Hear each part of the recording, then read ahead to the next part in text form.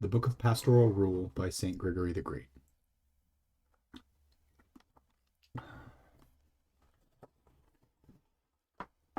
Gregory, to the most reverend and holy brother John, a fellow bishop.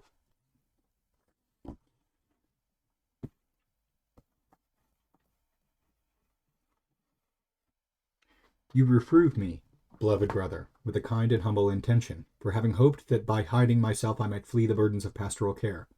Now, so that no one may believe that these burdens are light, I write the present book to express my opinion of the severity of their weight, so that he who is free of these burdens might not recklessly pursue them, and he who has already attained them might tremble for having done so.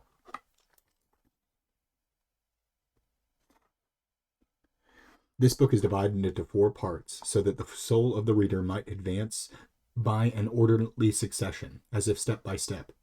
Necessity demands that one should carefully examine who it is that comes to the position of spiritual authority, and coming solemnly to this point, how he should live, and living well, how he should teach, and teaching rightly, with what kind of self-examination he should learn of his own weakness. Necessity also demands that humility does not flee when the office is assumed, nor the way of life contradict the assumption of the office, nor teaching abandon the way of life, nor presumption outshine the teaching. Ideally, therefore, trepidation will restrain desire, but when authority is received by one who is not seeking it, may his life commend him, because afterwards it will be necessary that the goodness that is displayed by the shepherd's action be multiplied by his words. Finally, it should be added that a consideration of one's weakness should subdue his every achievement, so that the swell of pride not abolish his good works before the eyes of the secret judge. Because the majority are similar to myself in inexperience, not knowing how to measure themselves, but crave the opportunity to teach what they have not yet learned, and who appraise lightly the burden of authority in accordance with their ignorance of the magnitude of its strength, let them be censured at the beginning of this book. Because these same persons strive to teach while still ignorant and flailing. Let them back away from the precipice of their ambition at the very outset of our discourse. 1. The inexperienced should not obtain authority. No one presumes to teach an art that he has not first mastered through study. How foolish it is, therefore, for the inexperienced to assume pastoral authority when the care of souls is the art of arts. For who does not realize that the afflictions of the mind are more hidden than the internal works of the body? And yet how often do they who are completely ignorant of spiritual precepts profess themselves physicians of the heart, while anyone who is ignorant of the power of medicine is too embarrassed to be seen as a physician of the body? By divine order, everyone in a position of authority in the present age is disposed to reverence religion, but there are many who through the temptation of authority in the Holy Church aspire to the glory of honor. They want to be seen as teachers, and they lust to be superior to others, just as the truth attests.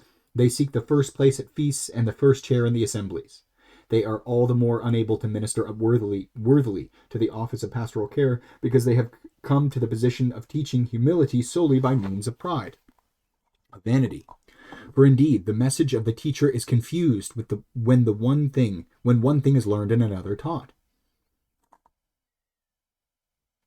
Against these persons the Lord complains through the prophet, saying, "They have ruled, and not from me. They have been established as princes, but I knew it not."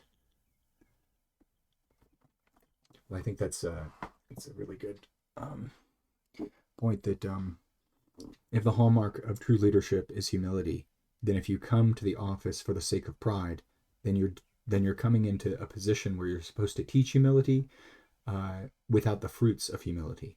And so you're a living contradiction. They reign by their own authority, not by the will of the supreme ruler. They are not sustained by virtue, nor by a divine calling, but by kindling of their own greed. They seize rather than attain a position of a spiritual authority, and nevertheless the internal judge both advances and ignores them, because those whom by permission he tolerates, he surely by the judgment of condemnation will not know. Just as he said to those who came to him after the miracle, "Depart from me, workers of iniquity, I know you not." The inexperience of pastors is rebuked by the voice of truth, when, through the prophet, it is said, "The shepherds themselves knew no understanding." Again, the Lord curses them, "And those who held the law did not know me." In essence, the truth laments that he is unknown by them, and declares that he does not recognize the authority of those who do not know him, because those who do not know the Lord are not known by the Lord. As Paul says, if anyone knew not, he will not be known. Yeah, I think going back to that you articulate the standard so high of perfect humility for the office of priest under Christ that the very articulation of these words should call all priests to repentance, and thus cultivate the very attitude that he wants to cultivate through condemning those priests who are in it because of pride or vanity or greed. This inexperience of pastors often in truth coincides with the merit of the laity, because however much pastors are at fault not having the light of knowledge, it is by the means of severe judge that those who ignorantly follow also become offenders. It is for this reason that the truth himself says in the gospel, if the blind lead the blind, they both fall into a pit. Also the psalmist, not speaking of his own will, but through his ministry as a prophet, declares, let their eyes be blinded, that they not see, and let their backs always be bent. For indeed, those persons are eyes, who, placed upon the face of the highest dignity, undertake the office of leading others, while those who cling behind them are called the backs. Therefore the back is bent by the blinded eyes, because when those who lead lose the light of knowledge, then certainly those who follow are bent down by carrying the burden of their sins. And so if people make the mistake of following a priest who isn't Christ-like and is thus full of pride, even if that priest is telling them to be humble, that the prideful orientation of the person that they follow, they're following that prideful orientation, and thus they're not actually following Christ. And so the blind, if the blind lead the blind, then both fall into the pit. And that's a form of condemnation, but not necessarily. It calls for discernment on the part of a laity of who to follow, and it doesn't mean it negates the goodness of the sacraments, but the sacraments are precisely the sacraments because it's the humility of God that's manifesting itself in the sacraments. God's extreme condescension to our condition. 2. No one should assume a place of leadership who cannot put to practice what he has learned by study. Moreover, there are some who investigate spiritual precepts with great care, but trample upon what they analyze by the way in which they live. Hastily they showcase what they have learned, not by practice but by study, and the very words that they preach they impugn by their habits. Just as when a shepherd walks on steep ground, the flock follows him to the precipice, so too the Lord, through the prophet, laments the contemptible knowledge of pastors, saying, when you drank the clearest water, you troubled the rest with your feet, and my sheep were nourished with that which you trampled with your feet, and they drank that which your feet troubled. Indeed, pastors drink the clearest water when, with an accurate understanding, they imbibe the streams of truth. But the same disturb the water with their feet, when they corrupt the study of holy meditation with an evil life. Obviously, the sheep drink that which is muddied by feet when, as subjects, they do not attend to the words that they hear, but imitate only the depraved examples that they observe. While the laity thirst for what is said, they are perverted by the pastor's works as if they were to drink mud from a polluted fountain. Consequently, it is written, bad prophets are a snare of ruin. Likewise, the Lord speaks again of evil priests through the prophet. They were a stumbling block of iniquity to the house of Israel. And so, it's the principle of parenting, do as I say, not as I do. That if that is the case, actually usually the exact opposite takes place. That since experience is always primary in the hermeneutical circle, that the way you live ends up working its way into what you believe, or rather the way you live actually reveals what you truly believe. This is why the saints, the true Christians are the saints who perfectly pattern their life after Christ in his humility. And in their martyrdom, for example, that their example of a particular kind of life is actually indicative of true belief, because the two are inextricably intertwined. Whereas oftentimes there's a disconnect or a disjunction between what we say we believe and how we actually live.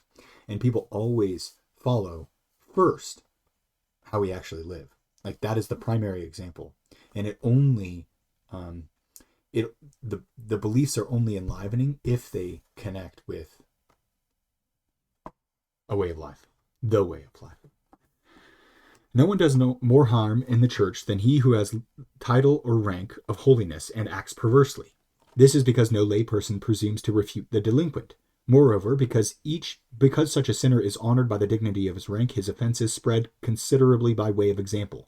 And yet everyone who is unworthy would flee from such great burden of guilt if, with the attentive ear of the heart, he pondered the saying of the truth. He that scandalizes one of these little ones who believes in me, it would be better for him that a millstone was hung around his neck and that he was cast into the depth of the sea. Indeed, the millstone symbolizes the circuitousness and labor of the secular life, and the depth of the sea suggests final damnation. Whoever, therefore, gives off the appearance of sanctity but destroys another by his words or example, it would be better for him that his earthly acts demonstrated by worldly habits would bind him to death than for his sacred office to be a source for the imitation of vice in another. Indeed, his punishment in hell would be less terrible if he fell alone.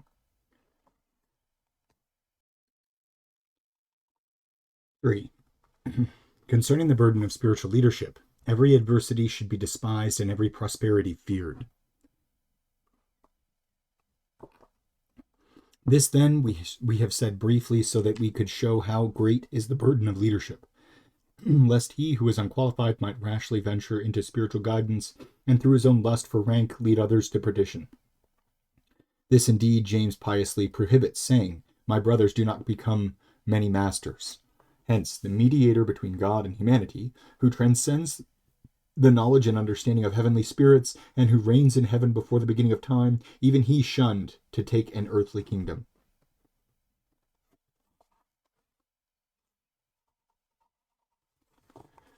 Thus it is written, Jesus, therefore, when he knew that they would come to seize him and make him a king, fled into the mountains by himself.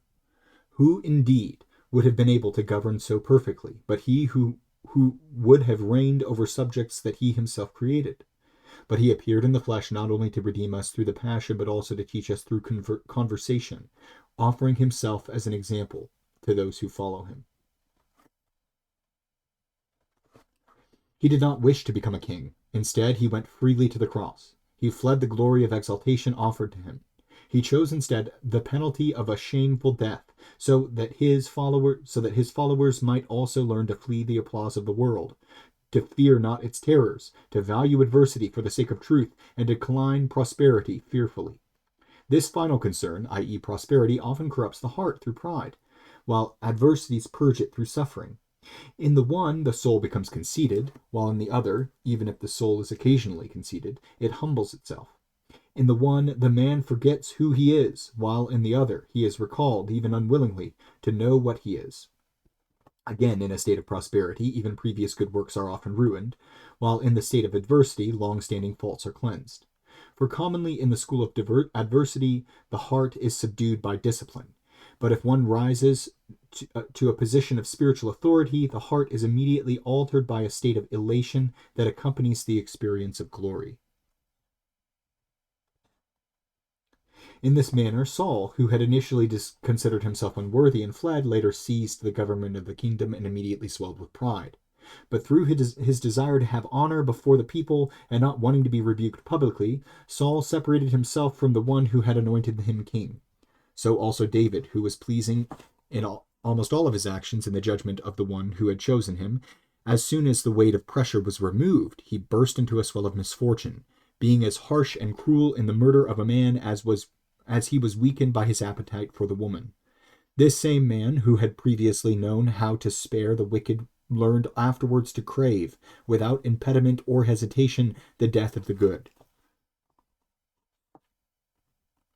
Of course, before he assumed power, he did not wish to kill his captured persecutor, but later, even with loss to his wearied army, he destroyed a loyal soldier.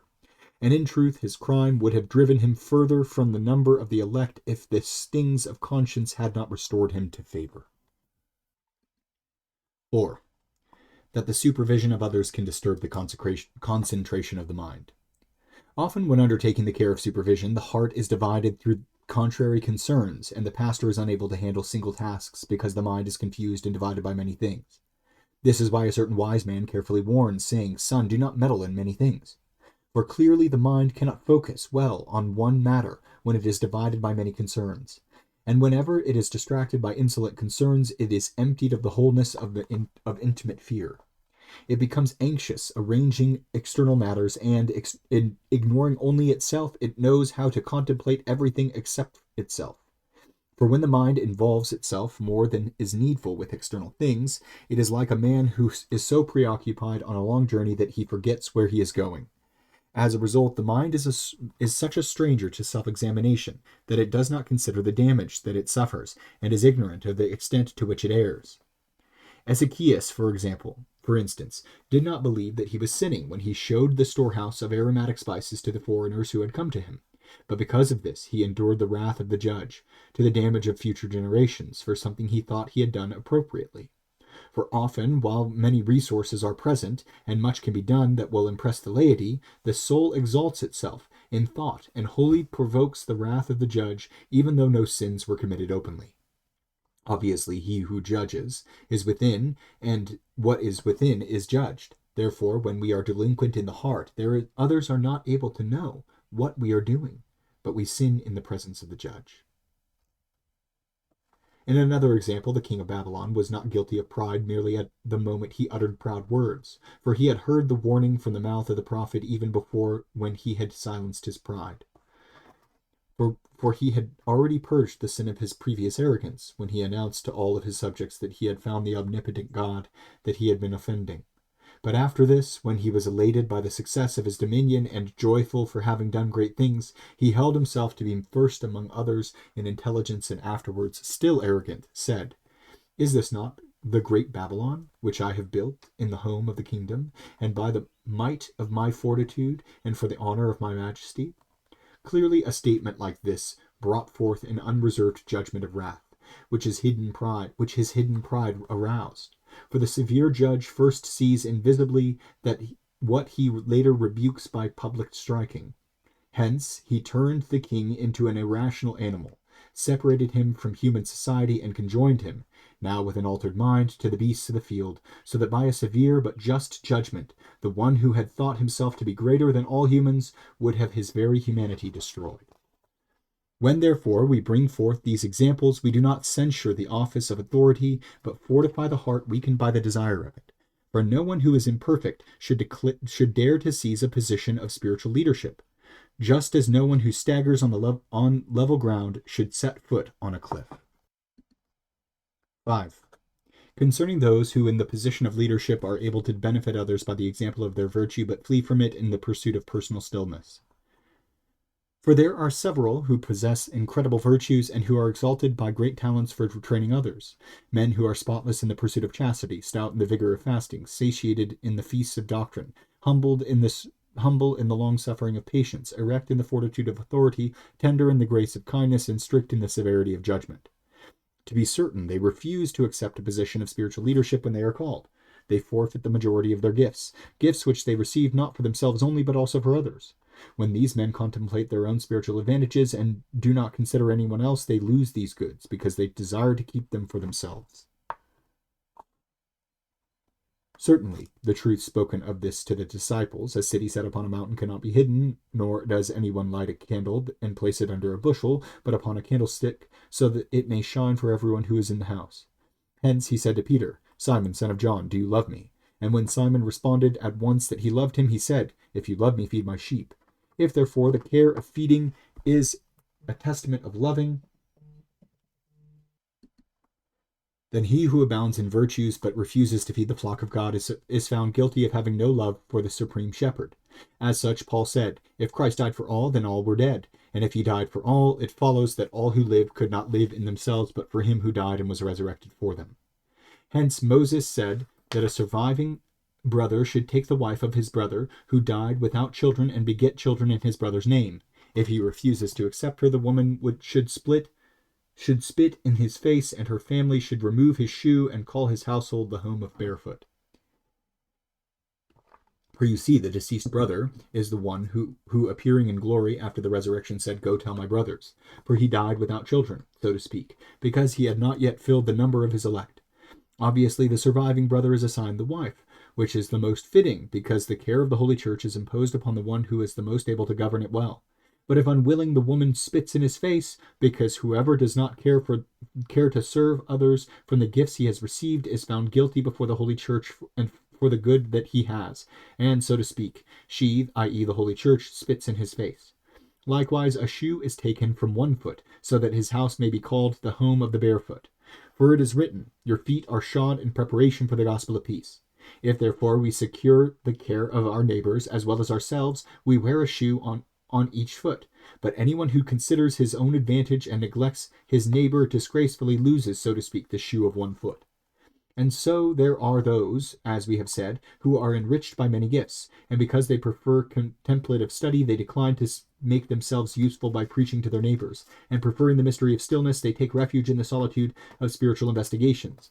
If they are judged strictly by their conduct, they are undoubtedly guilty for the proportion of their abilities that they applied to public service. For indeed, what is the disposition of mind when one could be distinguished by assisting his neighbors, but prefers his own stillness to the assistance of others, when, in fact, the only begotten of the Supreme Father came forth from the bosom of the Father into our midst, so that he might benefit the many? 6. Those who humbly flee the burden of spiritual leadership are truly humble when they do not resist divine decrees. There are some, out of true humility, who flee because they do not consider themselves worthy. If accompanied by other virtues, this humility is genuine before the eyes of God, so long as the candidate does not obstinately refuse to undertake what is useful.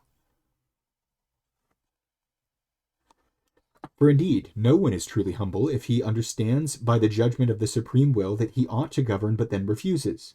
Because when one is subject to the dispositions of the divine will and averse to obstinacy, that comes from vice. If he is already endowed with gifts whereby he might help others, then at the time when he is commanded to accept a position of spiritual authority, although he might flee from it in his heart, he should be obedient, if reluctantly, by his actions.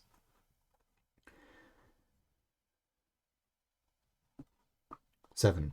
At times some laudably seek the office of preaching, while others, just as laudably, are brought to it by compulsion. Sometimes, however, there are those who laudably seek the office of preaching, while others, just as laudably, are brought to it by compulsion. We clearly recognize this when we consider the actions of two of the prophets. One of them spontaneously offered himself for the mission of preaching, while the other refused because of fear. For Isaiah, when the Lord asked him whom he should send, voluntarily offered himself, saying, "Here I am, send me." Jeremiah, on the other hand, was sent, and not wishing to be sent, was humbly reluctant, saying, Lord God, behold, I cannot speak, for I am a child."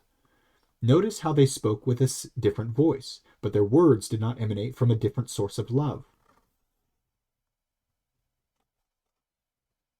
For clearly there are two types of affection, the love of God and the love of neighbor.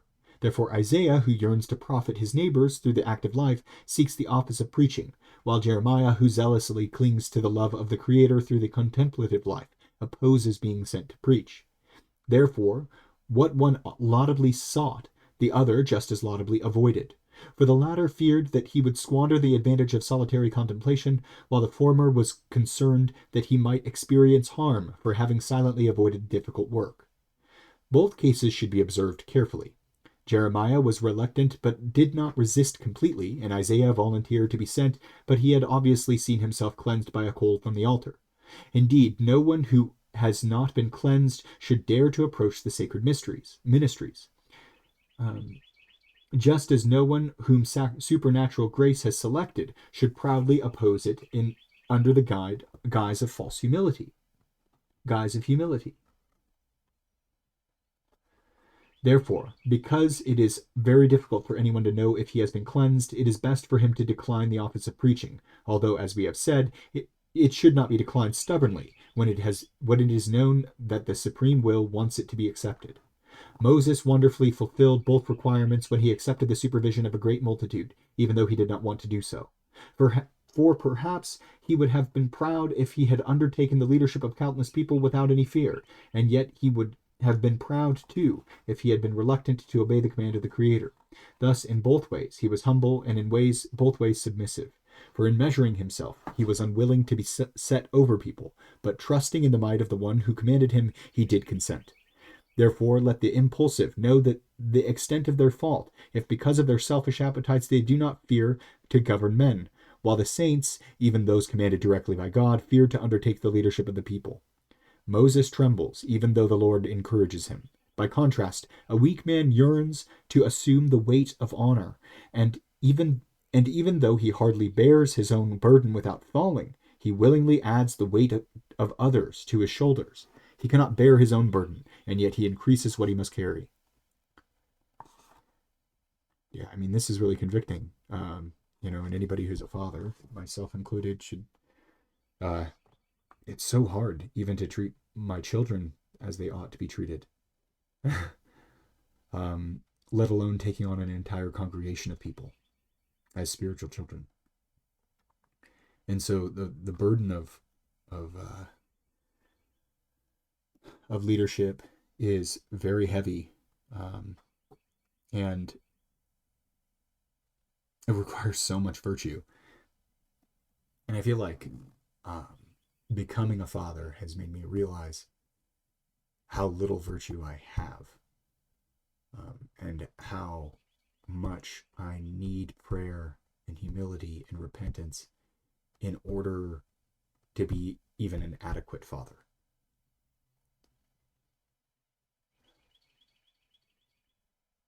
Eight, concerning those who lust to govern and seize upon apostolic phrases to serve their own desires. Commonly, those who lust to govern seize upon apostolic phrases to serve their own desires, such as when the apostle says, "If one desires the episcopate, he desires a good work." But while praising the desire, he immediately transforms what he praised into fear when he adds, "But this is necessary for a bishop to be blameless."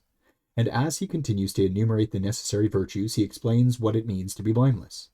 Therefore, the apostle approves the desire but terrifies with the teaching, as if clearly saying, "I praise what you seek, but first you must learn what it is you are seeking.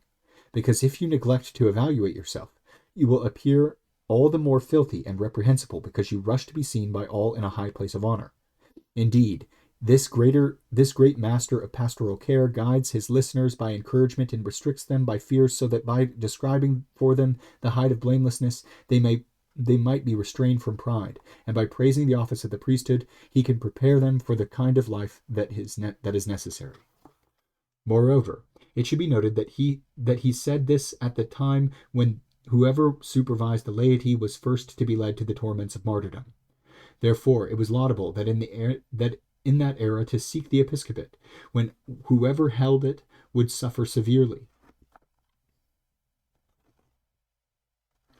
It is for this reason, then, that the office of the episcopate is defined as a good work, when it is said, "If one desires the episcopate, he desires a good work."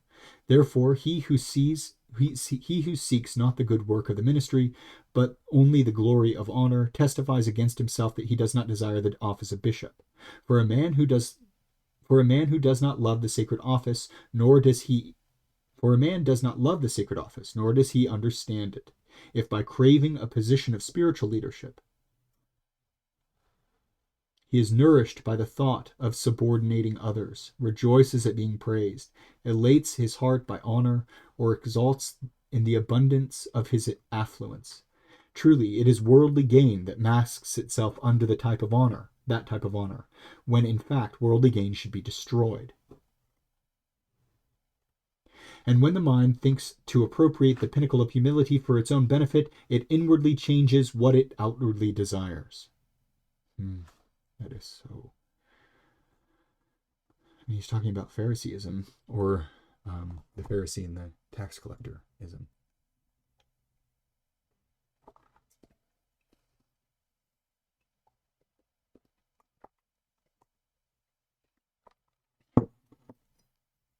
He's talking about leadership without Lord have mercy.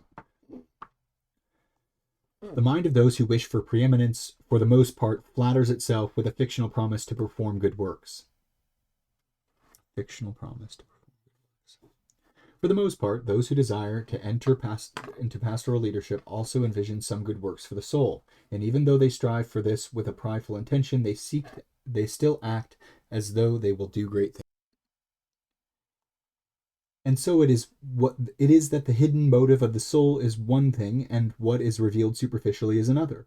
For often the mind deceives itself and supposes that it loves good work, that it actually does not love worldly glories, even though it actually does love them. Being eager to lead, it seeks authority with trembling, but attains it with audacity. Indeed, in seeking the office, the mind is fearful that what it seeks will not come. But when it comes suddenly, the mind thinks that what has happened deservedly. That's the biggest problem, I think. None of us deserves it. And then when the mind begins to enjoy in a secular way the office of leadership, it freely forgets what it had previously considered in a religious fashion. Hence, it is necessary that when such thoughts lead one away inordinately, the mind's eye must be recalled to the works already completed. And if one recalls how he acted as a layperson, he suddenly knows if he will be able as a leader to do well. For no one is able to acquire humility while in a position of authority if he did not refrain from pride when in a position of subjection. He does not know to flee from praise when it abounds if he yearned for it when it was absent, just as no one is able to conquer his greed when he is given the role of sustaining many if he was unable to sustain himself on his own resources. Therefore, let everyone discover what he is from his past life, so that the fantasy of his thoughts does not deceive him because of his desire to lead. For it is very often the case that the discipline of good works, which was maintained in a time of tranquility, is ruined in the assumption of leadership. For an inexperienced sailor can steer a ship in calm waters, but even an experienced seaman is disordered by a storm. For what, indeed, is a position of spiritual authority but a mental tempest, in which the ship of the heart is constantly shaken by the storms of thoughts, tossed back and forth until it is shattered by a sudden excess of words like hidden rocks in the sea. In the midst of these dangers, then, what course is to be followed except that one who abounds with virtue should accept spiritual leadership when compelled, and the one who lacks virtue should not, even if he is compelled, accept it? If the former resists altogether, let him be careful that he does not bind into his handkerchief the talent he has received, and then be judged for hiding it. For to bind the talent in the handkerchief is to hide, by idle and persistent inaction, the gifts that have been received. In the case of the other, the one who desires a position of leadership, let him consider that through the example of his bad deeds, he, like the Pharisees, could become an obstacle to those who strive to enter the kingdom of heaven. According to the voice of the Master, these people are not only prevented from entering themselves, but they also prevent others from entering. He should also consider that as the elected leader, he approaches the needs of the people as a physician approaches the sick. If, therefore, the passions are still at work within him, how presumptuous is he that hurries to heal the sick, when his own ailments are right there on his face? Man. Brutal. 10. Concerning what sort of qualities should be present for one to assume spiritual leadership. He must therefore be the model for everyone. He must be devoted entirely to the example of good living. He must be dead to the passions of the flesh and live a spiritual life. He must have no regard for worldly prosperity and never cower in the face of adversity. He must desire the internal life only. His intentions should not be thwarted by the frailty of the body, nor repelled by the abuse of the spirit. He should not lust for the possessions of others, but give freely of his own. He should be quick to forgive through compassion, but never so far removed from the righteousness as to forgive indiscriminately.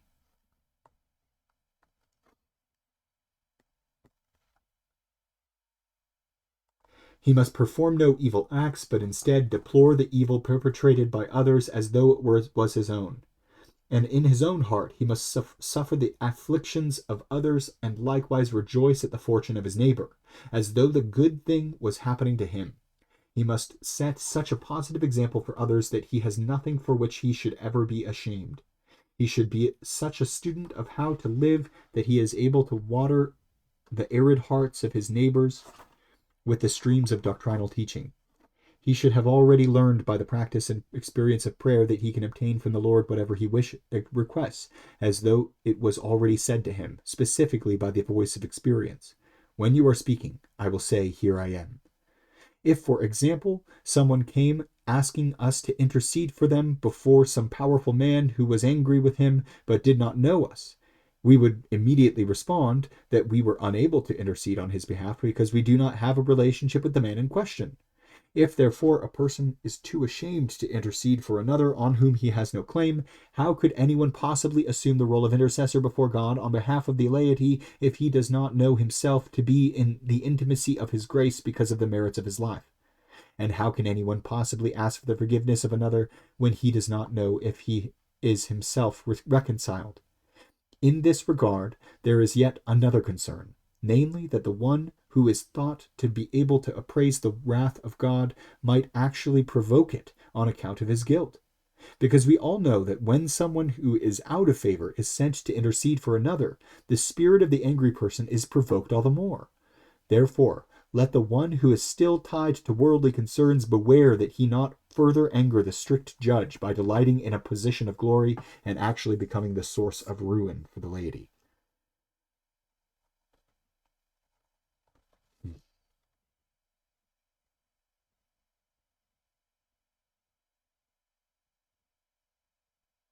He's describing Christ, and he's describing a saint.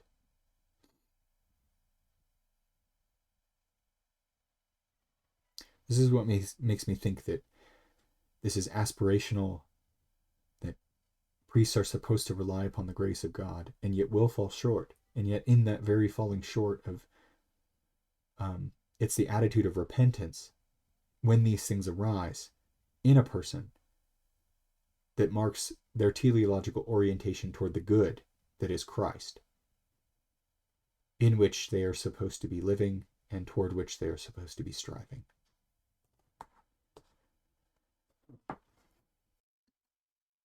(11) Concerning what sort of person should not come to a position of spiritual leadership. Accordingly, everyone should gauge himself so that he dare not assume the place of spiritual leadership while vice that leads to damnation continues to reign in him, or else the one who is corrupted by his own crimes will strive to become an intercessor for the sins of others. Wherefore it was said to Moses from the voice on high, Speak to Aaron, whoever of your seed throughout your progeny has a blemish, that one may not offer bread to the Lord his God, nor may he approach his ministry. Afterwards it is immediately added, if he is blind, if he is lamed, if he has a tiny or a great or a crooked nose, if he has a broken foot or a hand, if he is hunchbacked or bleary-eyed, or if he has a white speck in his eye, or a continual rash, or a skin disease, or a rupture of the body, he may not serve.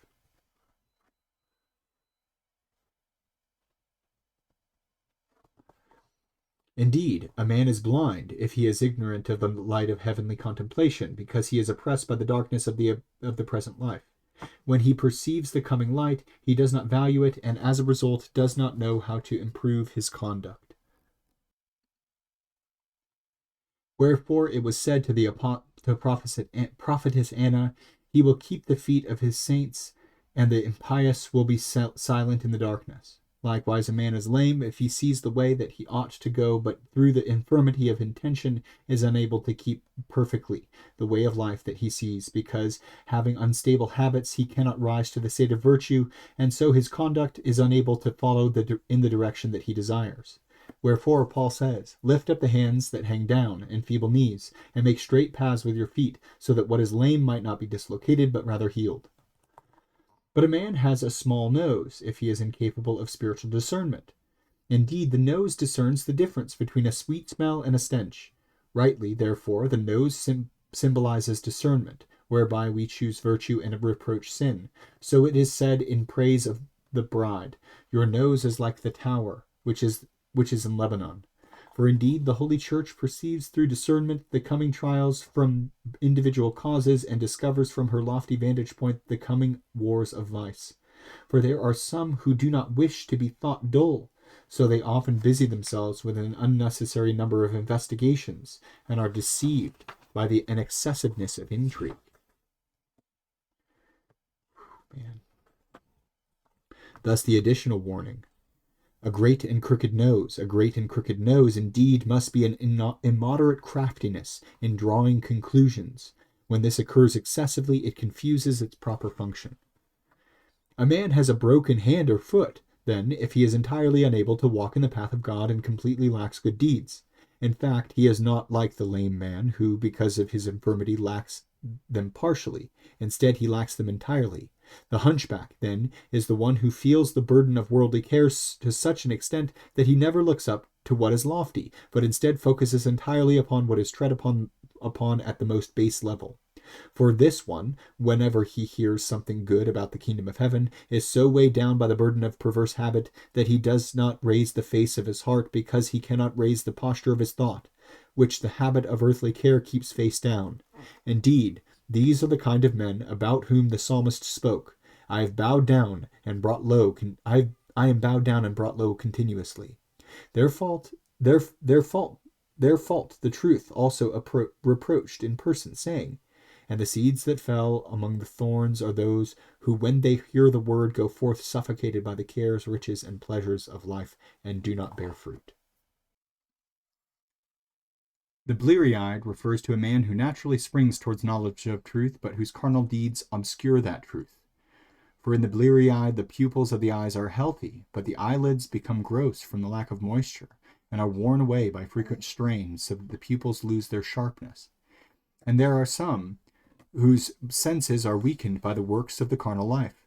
In other words, they are able to see naturally what is proper, but their vision has been darkened by bad habits.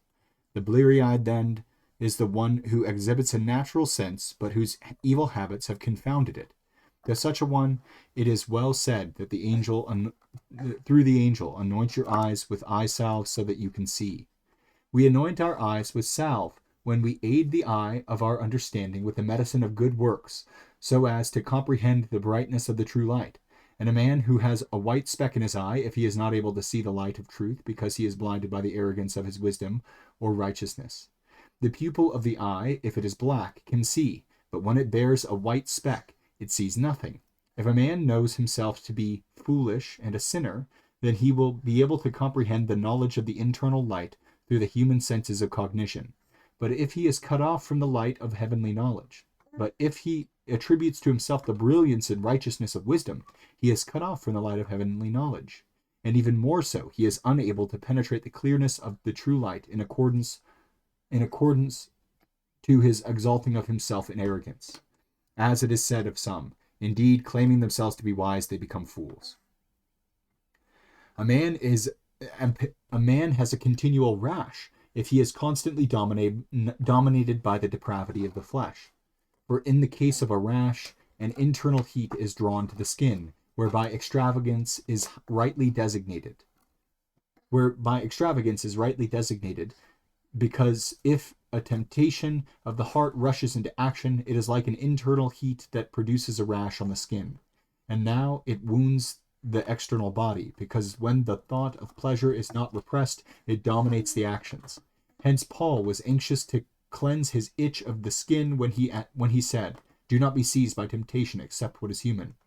It is as if he were saying, it is human to struggle against temptation in the heart, but it is demonic for the contest of temptation to spill into action. Moreover, one has a skin disease if his mind is overcome with avarice, which if it cannot be controlled in small things, will expand uncontrollably. Just as a skin disease can occupy the body painlessly and spread without additional distraction, so too avarice worsens while it delights the mind of the one it captures. While it tempts the mind with everything that can be obtained, it kindles in enmity. But the wounds are painless, because it assures the fevered mind of an abundance of things that derive from sin. But the dignity of the members is destroyed, because the beauty of other virtues is corrupted. Avarice provokes, as it were, the entire body, because it corrupts the soul through all other of the vices, which Paul attests, saying, "The love of money is the root of all evil." A man with a ruptured body is one who does not perform base acts, but nonetheless is burdened in the mind with their constant thought. Although he is not carried away by sinful deeds, his mind is entertained by lustful thoughts without any stings of repugnance. The disease of rupture is, indeed, due to the descent of internal fluids into the genitals, which produces a troublesome and disgraceful swelling. A person then is ruptured when all of his thoughts sink to the level of lasciviousness, and he bears in his heart the weight of wickedness. And although he does not actively engage in shameful acts, nevertheless they are not purged from his mind. Moreover, he does not have the strength to raise himself to the discipline of good works, because he is secretly weighed down by a shameful burden. Whoever, then, is subjected to any of these vices that I have mentioned is prohibited from offering bread to the Lord, because he is still consumed by his own sins. He would be unable to cleanse the sins of others. And since we have briefly shown who is worthy to come to the dignity of pastoral leadership, and how those who are not worthy should fear it, let us now demonstrate how the one who is worthy ought to live, following his ordination.